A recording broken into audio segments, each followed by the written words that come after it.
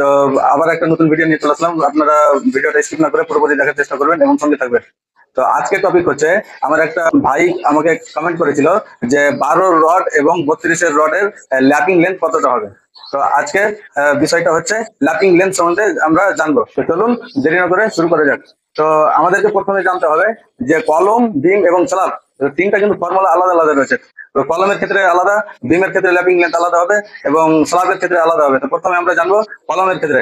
ধরুন যে আপনি কলম দিচ্ছেন, তো আপনার উপরে ডিপেন্ড করবে কতটা রড দিচ্ছেন, কতটা ডায়ার রড দিচ্ছেন। ধরুন যে আপনি 32 এর ডায়ার রড দিয়ে আপনি কলমটাকে তৈরি করবেন। তো আমাদেরকে কি করতে হবে, ওখানে ফর্মুলা ইউজ করতে হবে 40 থেকে 45 ডায়া, মানে যতটা ডায়া সারিয়ে আপনি দিবেন ততটা ডায়াকে 40 থেকে 45 দিয়ে আপনার গুণ করতে হবে। তো সর্বোচ্চটাই আমরা নিচ্ছি, ধরুন যে 45 দিয়ে আমরা গুণ করবো। তো ধরুন আপনি 32 এর রডটা দিচ্ছেন কলমে, তো 32 কে আমরা আমাদেরকে কি করতে হবে, 45 দিয়ে গুণ করতে হবে। 32 কে 45 দিয়ে যদি আমরা গুণ করি তাহলে পেয়ে যাবো আমরা 1440। এবং 12 রড দিয়ে যদি আপনারা তৈরি করেন তবুও 45 দিয়ে গুণ করতে হবে। 12 রডকে 45 দিয়ে গুণ করলে আমরা পাবো কত, 540। মানে 32 এর ক্ষেত্রে হবে 1440 আর 12 ক্ষেত্রে হবে কিন্তু 540। এবার আমাদেরকে জানতে হবে এই যে 1440 এবং 540 ল্যাপিং লেন্থটা যে দিব, তো আমরা কোথায় দিব। তো ধরুন এটা একটা কলম রয়েছে, একটা কলম রয়েছে, এর উচ্চতা হচ্ছে এক্সাম্পল হিসাবে ধরে নিচ্ছি 4 মিটার। এবার আমাদেরকে কি করতে হবে, ল্যাপিং লেন্থটা দিতে হবে আমাদেরকে কলমের যা উচ্চতা রয়েছে ওটাকে 4 ভাগে ভাগ করতে হবে। ধরুন এটা 4 মিটার আছে, তো 4 মিটারকে যদি আমরা 4 ভাগে ভাগ করি তো আমরা পেয়ে যাবো 1 মিটার। তো এখান থেকে ধরুন যে 1 মিটার আসলো আমাদের, তো 1 মিটারের উপর থেকে ল্যাপিং লেন্থটা দিতে হচ্ছে। এই যে 540 বা 1440 এসেছিল, তো 1 মিটারের উপর থেকে আমাদের ল্যাপিং লেন্থটা কিন্তু দিতে হবে, তাহলে আমাদের কাজটি সঠিক হবে। এবারে আমরা জেনে নেব যে বিমের ল্যাপিং লেন্থ। বিমের ল্যাপিং লেন্থের ফর্মুলা হচ্ছে 25 টু 50 ডায়া। এবার 25 কোথায় আমরা ইউজ করবো এবং 50 কোথায় আমরা ইউজ করবো, তো আমাদেরকে প্রথমে বিমটাকে দেখে নিতে হবে। প্রথমে দেখে নিচ্ছি আমরা বিমের উপরের ভাগটা, উপরের ভাগটাকে আমরা সাধারণত কম্প্রেশন জোন বলি এবং নিচের ভাগটাকে আমরা বলি যে টেনশন জোন। এবার উপরের ভাগটা যেটা, ওটাকে আমাদেরকে কি করতে হবে, যে 25 দিয়ে গুণ করতে হবে।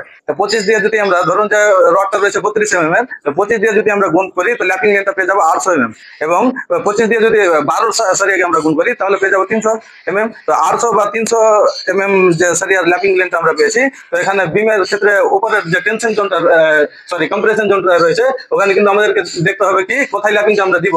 এই যে এটা ধরুন এটা একটা কলম আর এটা একটা কলম, তো আমাদেরকে কিন্তু মিডিলে দিতে হচ্ছে। এখান থেকে চালু করে এখান পর্যন্ত মানে মিডিলটা আছে, ধরুন যেখানে মিডিল আসলো এখানে আমাদেরকে ওই ল্যাপিং লেন্থটা দিতে হবে। এবার টেনশন জোনের ক্ষেত্রে কি করতে হবে, টেনশন জোনের জন্য ফর্মুলা হচ্ছে ওই 50 দিয়ে গুণ করতে হবে। তো ধরুন যে 32 সারিকে আমরা যদি 50 দিয়ে গুণ করি তো আমরা 1600 পেয়ে যাবো এবং 12 রডকে যদি আমরা ওই 50 দিয়ে গুণ করি তো আমরা 600 পেয়ে যাবো ল্যাপিং লেন্থটা।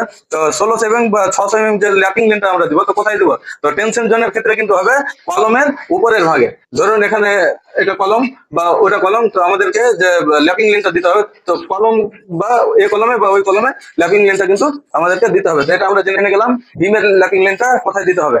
এবার আমরা জানবো যে স্ল্যাবের ল্যাপিং লেন্থ কোথায় দিতে হবে। তো স্ল্যাবের ফর্মুলা হচ্ছে 60D, মানে যত এমএম এর সারিয়ে আপনি দিচ্ছেন তত এমএম কে আপনার সাইড দিয়ে গুণ করতে হবে। ধরুন 32 এর আপনার রড রয়েছে, তো সাইড দিয়ে গুণ করতে হবে। তো 32 কে সাইড দিয়ে আমরা গুণ যদি করি তাহলে পেয়ে যাবো 1920 এবং 12 সারিয়া যদি আপনি দেন তো 12 সারিয়াকে কিন্তু সাইড দিয়ে গুণ করতে হবে। তো 12 সারিয়াকে সাইড দিয়ে গুণ করলে আমরা পেয়ে যাবো 720। তো এই যে 1920 এবং 720 ল্যাপিং লেন্থটা আসলো, তো আমরা কোথায় দিব। তো স্ল্যাবের ক্ষেত্রে সঠিক নিয়ম হচ্ছে যে কলম টু কলমের দেখতে হবে আমাদেরকে ডিস্টেন্সটা কত দূর। তো ধরুন এই কলম থেকে এই কলমের ডিস্টেন্সটা হচ্ছে 3 মিটার। তো আমাদেরকে কি করতে হবে, 3 ভাগে ভাগ করতে হবে।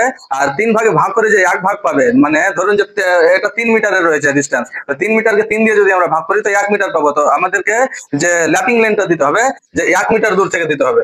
মানে এখান থেকে ধরুন যে 1 মিটার এখান পর্যন্ত আসলো, তো আমাদের ল্যাপিং লেন্থটা কিন্তু এখান থেকে দিতে হচ্ছে। স্ল্যাবের ক্ষেত্রে কিন্তু এখান থেকে দিতে হবে। এবার কিন্তু দ্বিতীয় যে রডটা আপনি দিবেন কিন্তু ল্যাপিং লেন্থটা আর এইদিকে পড়বে না, ল্যাপিং লেন্থটা এবার দিতে হবে এইদিকে। কারণ দুটো সারিয়া যদি মুখোমুখি আপনি ল্যাপিং লেন্থটা এক জায়গাতে দেন তাহলে কি হবে, স্ল্যাবটা বসে যাওয়ার চান্স রয়েছে। তো দুটো সারিয়া যে পরস্পর আপনারা দিবেন, তো ল্যাপিং লেন্থ ডান দিকে যদি প্রথমটা দেন তো দ্বিতীয়টা দিবেন বাম দিকে, আবার তৃতীয়টা ডান দিকে, আবার চতুর্থটা কি হবে বাম দিকে পড়বে। তো আশা করছি আপনারা ভালোভাবে বুঝে গেছেন। তো এরকম ধরনের ভিডিও পেতে হলে আমার ফেসবুক পেজটাকে ফলো করুন, লাইক করুন, কমেন্ট করুন এবং শেয়ার করে সবাইকে দেখার সুযোগ করে দিন। তো আসবো আবার নেক্সট